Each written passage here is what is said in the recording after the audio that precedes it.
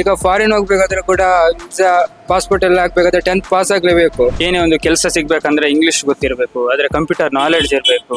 Computer work ಏನೇ ಮಾಡ್ಬೇಕಂದ್ರೆ ನಮಗೆ ಎಜುಕೇಶನ್ ತುಂಬಾ ಇಂಪಾರ್ಟೆಂಟ್. ಇಂಟರ್ವ್ಯೂ ಕರೆದಾಗ ಇಂಗ್ಲಿಷ್ ಅಲ್ಲಿ ಏನಾದ್ರು ಮಾತಾಡಬೇಕು, ನಮ್ಮ ಸೆಲ್ಫ್ ಇಂಟ್ರೊಡಕ್ಷನ್ ಆದ್ರೂ ಕೊಡ್ಬೇಕು ಅಲ್ಲಿ. ಈಗ ಎಜುಕೇಶನ್ ಇಲ್ಲದ್ರೆ ಬದುಕಲಿಕ್ಕೆ ತುಂಬಾ ಕಷ್ಟ ಉಂಟು. ಈಗಿನ ಕಾಲದಲ್ಲಿ ಮೊದಲಿನ ಕಾಲ ತರ ಇಲ್ಲ. ಈಗ ಈಗಿನ ಕಾಲದಲ್ಲಿ ಎಜುಕೇಶನ್ ಇರಲೇಬೇಕು. ಏನಾದ್ರು ಕೆಲಸ ಸಿಗ್ಬೇಕಂದ್ರೆ ಎಜುಕೇಶನ್. ಕಾಂಪಿಟೇಷನ್ ಇದೆ. ಸರ್, ಈಗಿನ ಕಾಲದಲ್ಲಿ ಎಜುಕೇಶನ್ ಎಷ್ಟು ಇಂಪಾರ್ಟೆಂಟ್ ಅಂತ ಅನಿಸ್ತದೆ?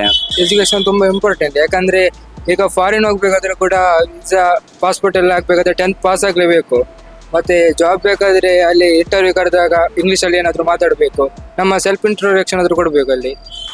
ಈಗ ಎಜುಕೇಶನ್ ಇಲ್ಲದ್ರೆ ಬದುಕಲಿಕ್ಕೆ ತುಂಬಾ ಕಷ್ಟ ಉಂಟು. ಈಗ ನಮಗೆ ಎಜುಕೇಶನ್ ತುಂಬಾ ಇಂಪಾರ್ಟೆಂಟ್. ಯಾಕಂದ್ರೆ ಇಂಗ್ಲಿಷ್ ಗೊತ್ತಿರಬೇಕು. ಎಜುಕೇಶನ್ ನಮಗೊಂದು ಏನೇ ಒಂದು ಕೆಲಸ ಸಿಗ್ಬೇಕಂದ್ರೆ ಇಂಗ್ಲಿಷ್ ಗೊತ್ತಿರಬೇಕು, ಆದ್ರೆ ಕಂಪ್ಯೂಟರ್ ನಾಲೆಡ್ಜ್ ಇರಬೇಕು. ಕಂಪ್ಯೂಟರ್ ವರ್ಕ್ ಏನೇ ಮಾಡ್ಬೇಕಂದ್ರೆ ನಮಗೆ ಎಜುಕೇಶನ್ ತುಂಬಾ ಇಂಪಾರ್ಟೆಂಟ್ ಅಂತ ನಾನು ಹೇಳ್ತೀನಿ.